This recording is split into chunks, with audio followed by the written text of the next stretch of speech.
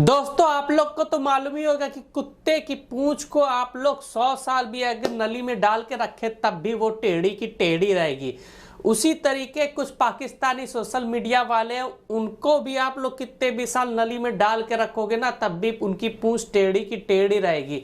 अभी कुछ समय पहले श्रीलंका वर्सेस इंडिया का मैच हुआ था जिसमें मोहम्मद शामी ने 5 विकेट लिए थे भाई।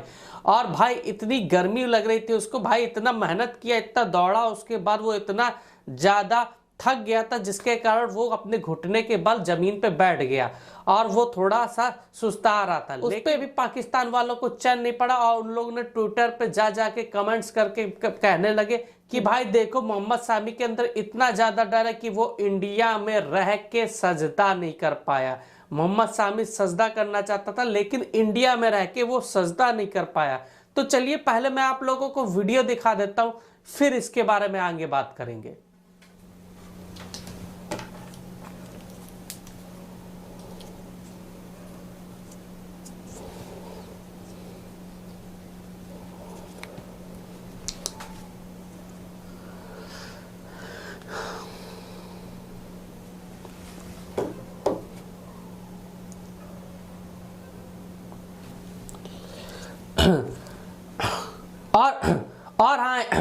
और हाँ, ये वीडियो शुरू करने से पहले मैं आप लोगों को बता देता हूँ, इस वीडियो का ओरिजिनल लिंक मेरे डिस्क्रिप्शन में मिल जाएगा। तो चलिए देर ना करते हुए शुरू करते हैं आज की ये वीडियो। दोस्तों, जैसे सावन के अंधे को हर जगह हरा ही नजर आता है, उसी तरह मजहब के अंधे पाकिस्तान को हर जगह कट्टरता ही नजर आती है। श्रीलंका के खिलाफ मोहम्मद शमी की शानदार बॉलिंग की पूरी दुनिया में तारीफ हो रही है। वो सिर्फ 14 मैचों में 45 विकेट लेकर वर्ल्ड कप में सबसे ज्यादा विकेट लेने वाले भारतीय बॉलर बन गए। मगर कुछ निकम्मे पाकिस्तानी ऐसे हैं जिन्होंने इस मैच में भी हिंदू मुस्लिम ढूंढ लिया है और वो एक ऐसी चीज को मुद्दा बना रहे हैं जिसके बारे में बोलते हुए भी मुझे शर्म आ रही है।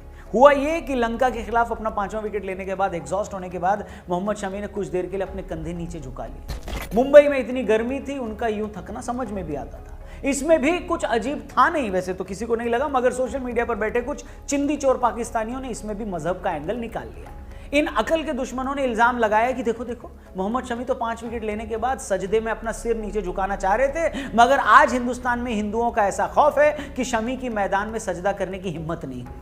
किसी ने इसके लिए हिंदुओं को गाली दी तो किसी ने मोदी को भला बुरा कहा और बहुत सारे लोगों ने यहां तक कहा कि जिन्ना को पता था कि हिंदुस्तान में मुसलमानों के साथ यही सब होने वाला है, इसीलिए उन्होंने 47 में ही मुसलमानों के लिए पाकिस्तान बना दिया था। क्या करूं मैं इसका, क्या करूं इसका। सच बताऊं भाई, जब मैंने ये ट्वीट्स पढ़े ना तो दिल किया कि चप्पल उतारकर अपनी मोबाइल स्क्रीन को ही पीटना शुरू कर दूं। मतलब मैंने जहालत, कम अक्ली और पागलपन के बड़े नमूने देखे हैं, मगर शमी के झुके कंधों को सजदे से जोड़कर इन लोगों ने जो इसमें हिंदू मुसलमान का एंगल घुसाया, सच में दिल किया कि भारत से दिवाली वाला रॉकेट छोड़कर इन लोगों के पिछवाड़े में आग लगा दो। मतलब आपको हिंदू मुसलमान करके भारत को नीचा भी दिखाना है तो दिखाओ, हम आपकी मजबूरी समझते हैं, क्योंकि जब तक पाकिस्तान के लोग ये प्रूव नहीं कर देंगे कि हिंदुस्तान के मुसलमानों पर जुल्म हो रहा है, तब तक उन्हें इस बात की तसल्ली कैसे होगी कि वो पाकिस्तान नाम के नर्क में क्यों रह रहे हैं। इसलिए इन लोगों की मजबूरी होती है कि ऐसी बातें करके खुद को तसल्ली देना कि हाँ, हिंदुस्तान में मुसलमानों के साथ बड़ी ज्यादती हो रही है। जो लोग ये इल्जाम लगा रहे हैं कि शमी ने सजदा इसलिए नहीं किया क्योंकि उन्हें डर था कि हिंदू नाराज हो जाएंगे या भारत में इसका विरोध होगा, मैं ऐसे लोगों से पूछना चाहता हूं कि क्या आपको पता है मोहम्मद शमी का बैकग्राउंड क्या है। मोहम्मद शमी यूपी के अमरोहा के लोअर मिडिल क्लास परिवार से आते हैं। उनमें टैलेंट था, इस टैलेंट के दम पर पहले वो बंगाल से खेले, फिर भारत के लिए खेले, IPL खेले और उसके बाद करोड़ों रुपए कमाए। इतना ही नहीं, 2018 में उनकी बीवी ने उन पर मारपीट का इल्जाम लगाया। यह भी इल्जाम लगाया कि वो तो मैच फिक्सिंग करता है। अब मैं ऐसे लोगों से पूछना चाहता हूं कि अरे चमन चंपुओं, पहले ये बताओ, अगर भारत जैसे देश में मुसलमान इतने ही सताए जाते तो एक लोअर मिडिल क्लास से एक ताल्लुक रखने वाला एक लड़का मोहम्मद शमी भारतीय टीम में कैसे? बेशक शमी में टैलेंट, बिल्कुल सही बात कही भाई, भी तो उसके साथ कभी भेदभाव नहीं किया। अगर मुसलमान होने के दम पर भेदभाव होता तो कैसे एक ऑटो चलाने वाले का लड़का मोहम्मद सिराज टीम में आ जाता, और न सिर्फ टीम में आता बल्कि बुमराह और शमी के साथ टीम का टॉप बॉलर बन गया है। बताओ क्या जवाब है इसका? अगर भारत में एक ऑटो ड्राइवर का लड़का मोहम्मद सिराज अपने टैलेंट के दम पर टीम इंडिया में खेलकर नाम कमा सकता है, देश का नाम रोशन कर सकता है, इतना पैसा कमा सकता है जितना पूरी पाकिस्तान की टीम मिलकर नहीं कमाती, तो ये हुआ कैसे? मजहब से भी पहले किसी भी मुल्क में इंसान के साथ सबसे बड़ा भेदभाव गरीबी के दम पे होता है, मगर किसी देश में माइनॉरिटी से ताल्लुक रखने वाला गरीब आदमी भी बड़ी से बड़ी ऊंचाई छू ले तो इससे बड़ा सबूत और क्या हो सकता है कि उस मुल्क में धर्म के आधार पर कोई भेदभाव नहीं होता। जैसा कि भारत में है। शमी पर बेहुदा इल्जाम लगाने वालों से मैं और भी बहुत सारे सवाल पूछना चाहता हूं। मैं बॉलीवुड के तीनों खानों से लेकर के देश के राष्ट्रपति डॉक्टर कलाम तक भी अपनी राय देना चाहता हूं, मगर इससे पहले कि मैं इस मुद्दे पर अपना ओपिनियन दूं, मैं आपको बता देता हूं कि आप भी ओपिनियन देकर ढेर सारे पैसे कमा सकते हैं प्रोबो ऐप पर। डिस्क्रिप्शन में लिंक दिया है, प्रोबो ऐप को डाउनलोड करो। वर्ल्ड कप चल रहा है, क्या लगता है? सिंपल सा एक सवाल वहां पर पूछा गया है, क्या इंडिया साउथ अफ्रीका के खिलाफ जीतेगी? मैंने तो अपना जवाब दिया है, हाँ में ही दिया है। मैं चाहता हूं भारत जीतना भी चाहिए, क्वांटिटी बढ़ाकर इन्वेस्ट किया है अलग अलग कैटेगरीज में। आप भी यस या नो में प्रोबो ऐप पर अपनी ओपिनियन देकर ढेर सारे पैसे जीतो और उसे बड़े आसानी से विड्रॉ भी कर सकते हो। बस ऐप डाउनलोड करना, डिस्क्रिप्शन में लिंक दिया है, जल्दी से करो। वीडियो में आगे बढ़ते हैं। तो मैं बात कर रहा था कि अगर किसी मुल्क में माइनॉरिटी का गरीब से गरीब आदमी भी एक्टर से लेकर खिलाड़ी और देश का राष्ट्रपति बन पा रहा है, तो उस देश में सेक्युलरिज्म का इससे बड़ा सबूत और क्या होगा? शमी के मुद्दे की अगर मैं बात करूं तो अगर भारत में वाकई खिलाड़ियों को टीम में लेने से पहले उनका रिलीजन देखते या उनका रास्ता रोकने के लिए तैयार होते, तो जिस दिन शमी की बीवी ने उन पर इतने घिनौने इल्जाम लगाए, उसी दिन बीसीसीआई को एक बहाना मिल जाना चाहिए था उन्हें टीम से निकालने का। जैसे दानिश कनेरिया के मामले में पाकिस्तान में पीसीबी को मिल गया था बहाना। जिस झूठे मैच फिक्सिंग के मामले में कनेरिया को फंसाया गया, उसमें उस टाइम के सभी खिलाड़ियों को पीसीबी ने क्लियर कर दिया था, दानिश कनेरिया को नहीं किया। वो दानिश कनेरिया जो पाकिस्तान के इतिहास में सबसे ज्यादा टेस्ट विकेट लेने वाला स्पिन बॉलर है। तुमसे तो अपना एक माइनॉरिटी का बॉलर नहीं संभाला गया, तुम उसे इज्जत नहीं दे पाए, उस बेचारे को झूठे मामले में फंसाकर जलील करने लगे और तुम सवाल खड़े करते हो हम पर, उस भारत पर जिसने बेहद गरीब घर से आए मोहम्मद सिराज जैसों को अपने सिर पर बिठाया और सिर पर बिठाकर कोई एहसान नहीं किया। वो इसी लायक थे, वो डिजर्व करते हैं, मगर सिराज और शमी लायक थे, तो हमने उनके टैलेंट से पहले कभी उनका रिलीजन नहीं देखा। तुमसे ना हो पाएगा। हम ये जानते हैं कि तुम लोगों की हमेशा ये कोशिश रहती है कि जैसे तैसे ये साबित कर दो कि हिंदुस्तान में कामयाब मुसलमानों पर भी जुल्म हो रहे हैं, मगर ये जो प्रोपेगेंडा है ना तुम्हारा, ये कामयाब होने नहीं देंगे और वो हो भी नहीं रहा है। याद होगा आपको 2021 के एशिया कप के मैच में जब भारत पाकिस्तान से हारा था, उस वक्त भी पाकिस्तान से बहुत सारे फेक अकाउंट्स ने शमी को टारगेट करके ट्वीट्स किए थे। दरअसल उन अकाउंट्स ने इस तरह के ट्वीट्स किए जिससे लोगों को यह लगे कि भारत के लोग शमी को भला बुरा कह रहे हैं। उन ट्वीट्स में शमी को आईएसआई एजेंट्स तक बताया गया, उन्हें भला बुरा कहा गया। हैरानी तो यह है कि बिना उन ट्वीट्स को वेरीफाई किए, उसकी हकीकत जाने, हिंदुस्तान में भी बड़े बड़े जर्नलिस्ट ने इस पर देश के माहौल की बुराई करके विदेशी अखबारों में बड़े बड़े कॉलम्स भी लिख दिए। मगर बाद में पता है क्या हुआ? जांच की गई तो पता चला कि शमी को पाकिस्तानी एजेंट्स बताने वाले ये सारे अकाउंट्स पाकिस्तान के ही थे, जो या तो पैरोडी के नाम से चल रहे थे या नाम बदलकर। उन लोगों ने इस तरह के ट्वीट इसलिए किए ताकि हिंदुस्तान में बस इस तरह का माहौल बनाया जा सके कि देखो टीम मैच हार गई तो वहां के हिंदू एक मुस्लिम खिलाड़ी को गाली दे। मतलब इससे घिनौनी और होची हरकत दुनिया में और कोई हो सकती है, मगर इन लोग यही फितरत है। इनके अपने मुल्क में जो वहां की माइनॉरिटीज के साथ होता है वो उनको ना कभी दिखाई देता है, ना ये उस पर कभी चर्चा करते हैं, ना उनके टीवी चैनल्स उससे जुड़ी कोई खबरें दिखाते हैं। और हिंदुस्तान में जो हो भी नहीं रहा है उसे ये घर बैठे पैदा करने की कोशिश करते हैं।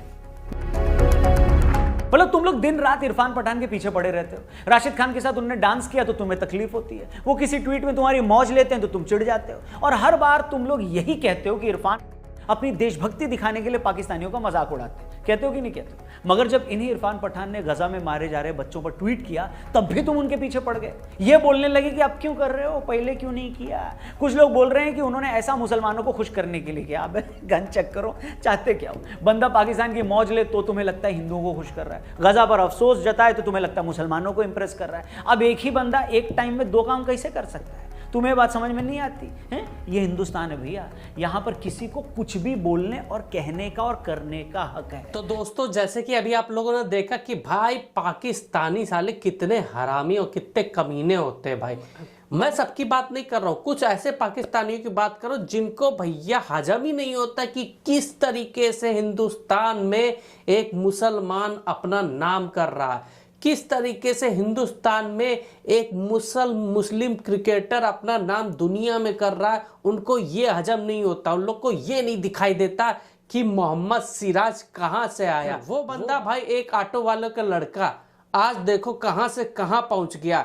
हिंदुस्तान में भाई कोई भी पक्षपात नहीं होता। अगर पक्षपात होता ना तो कोई भी मुस्लिम खिलाड़ी नहीं होता हिंदुस्तान क्रिकेट टीम में, समझे? कोई भी मुसलमान नहीं होता हिंदुस्तान की क्रिकेट टीम में। और बात करते मोहम्मद सामी का, जब मोहम्मद सामी का केस हुआ था ना, उसकी खुद की वाइफ ने कहा था कि ये मैच फिक्सिंग करता। अगर ऐसा होता ना तो बीसीसीआई के पास इतना अच्छा पॉइंट था तुरंत की तुरंत मोहम्मद शामी को लात मार के बाहर निकाल सकती थी।